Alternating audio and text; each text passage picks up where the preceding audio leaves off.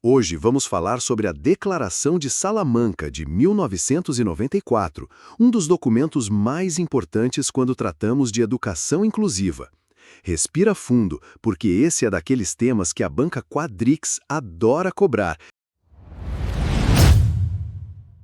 Você precisa não só decorar datas e conceitos, mas principalmente entender o espírito do documento.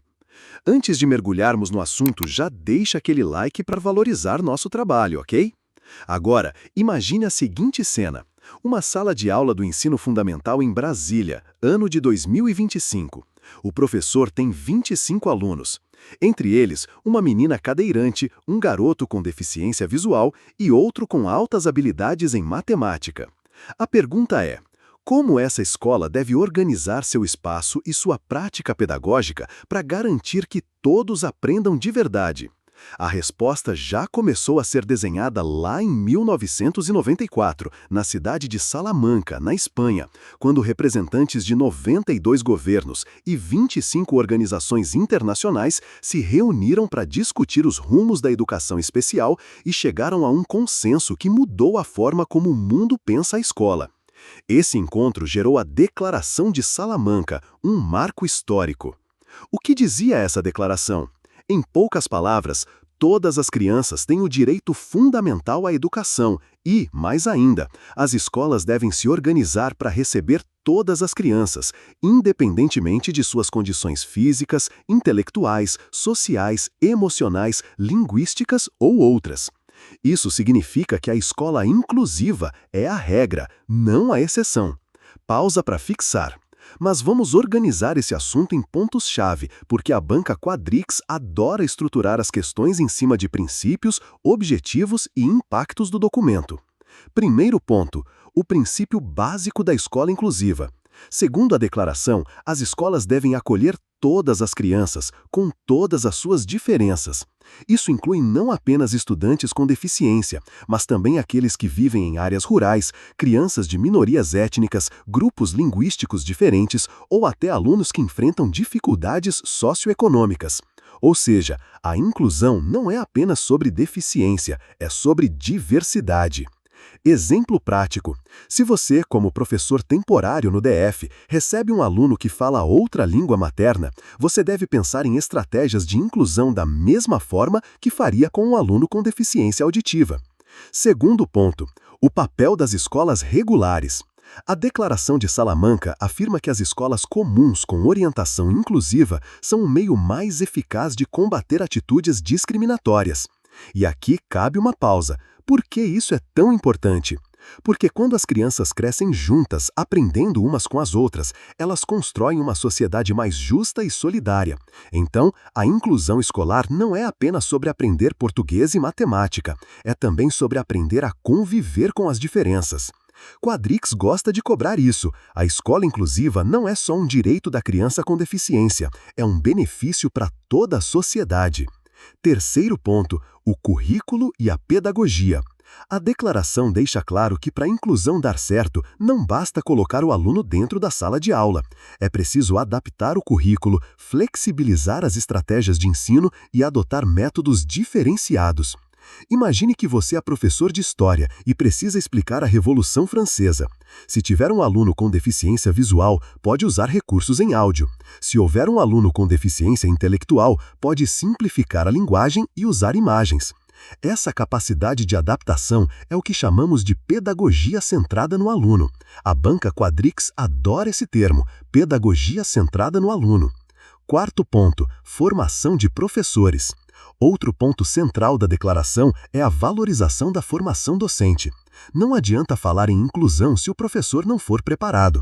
O documento defende que a formação inicial e continuada precisa incluir conteúdos e práticas voltados para a educação inclusiva.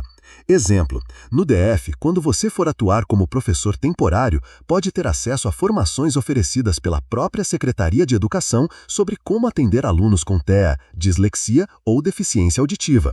Isso já é reflexo daquilo que foi defendido em Salamanca. Quinto ponto, políticas públicas e financiamento. A declaração também não esqueceu da parte prática.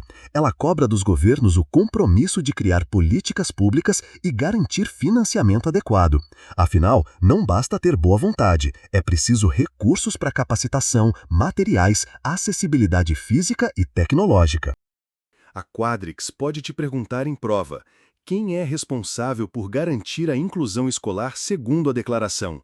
Resposta: o Estado, por meio de políticas educacionais adequadas. Sexto ponto: educação especial como parte da educação inclusiva. Aqui temos um detalhe que costuma cair em prova. A declaração não acaba com educação especial. Pelo contrário, ela a redefine. Em vez de ser algo separado, a educação especial passa a ser vista como um conjunto de recursos e apoios dentro da escola inclusiva. Exemplo prático: em vez de criar uma escola só para alunos surdos, a ideia é ter a escola comum com intérpretes de Libras, materiais adaptados e professores capacitados. Agora, uma pausa importante para memorizar. A Declaração de Salamanca trouxe 3 grandes eixos que a banca pode explorar. 1. Direito de todos à educação. 2. Escolas regulares como espaços de inclusão. 3. Necessidade de adaptação pedagógica, formação docente e políticas públicas. Guarde esse tripé, porque é um resumo rápido do que mais cai em provas. Mas você pode estar pensando: professor, e como a Declaração de Salamanca conversa com o Brasil de hoje? Boa pergunta. No Brasil, a declaração influenciou profundamente a legislação, como a LDB de 1996, a Política Nacional de Educação Especial na Perspectiva da Educação Inclusiva de 2008 e até a Lei Brasileira de Inclusão de 2015. Ou seja, quando você lê as leis brasileiras sobre inclusão, pode perceber que os princípios vieram de Salamanca. Pausa para reflexão. E se cair na prova da Quadrix uma questão perguntando: qual é a principal inovação trazida pela Declaração de Salamanca? Você deve lembrar, a principal inovação foi afirmar que a escola comum é a escola para todos, adaptando-se às necessidades de cada estudante, e não o contrário. Agora, vamos usar um exemplo bem lúdico para fixar. Imagine que a escola é como um restaurante. Antes de Salamanca, havia restaurantes separados, um para vegetarianos, outro para pessoas com alergia a glúten, outro para quem queria comida normal. Depois da declaração, a lógica mudou. O restaurante principal deve oferecer opções para todos no mesmo cardápio, adaptando os pratos às necessidades. Assim funciona a escola inclusiva.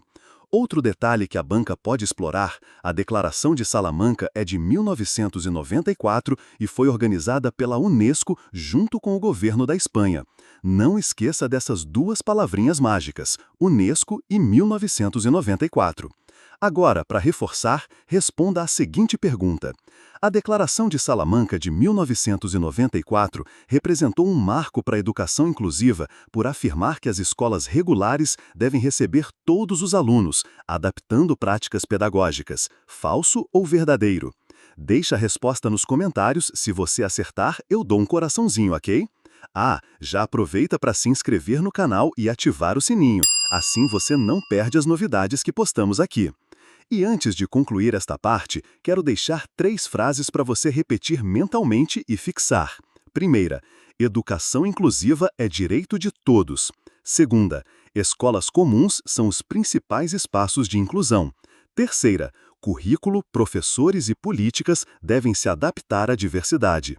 Se você fixar essas 3 ideias, dificilmente errará uma questão sobre Salamanca. Resumo final para guardar no bolso.